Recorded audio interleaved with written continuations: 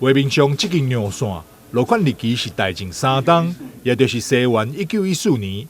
这是全国上早王爷庙普祭殿的知府陈水尿线。这次庙方将庙内不计其数文物整理，成立文物馆，要来开放给外界参观。历年来啊，种种的对明朝尾甲中华民国为止，这历代来的帝王，咱所有文物啊，保存有保存，无毋对。但是到阮去遐看的时阵啊，即摆今年也了解到咧，收回部分文物，无毋对来到咧，有已经换啦。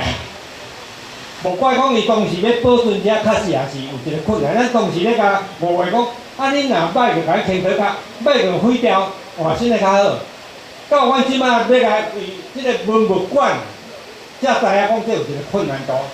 普济殿即摆所有的文物馆，有个拢伫即个内底，而且你看有，对清朝开始每一代皇帝，遮文物拢总有伫内底面。尤其遮佫有一条，将近差不多6公担。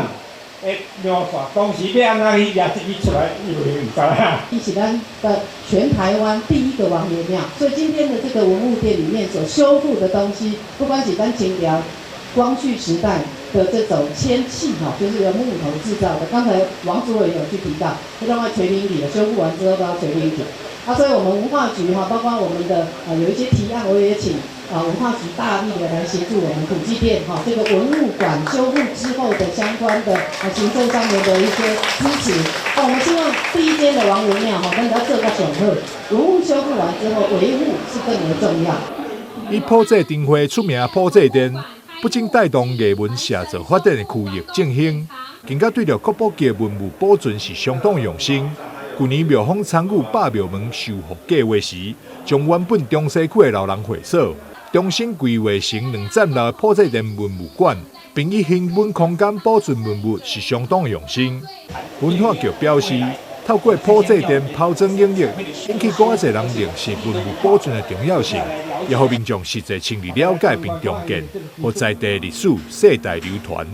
记者张世维采访报道。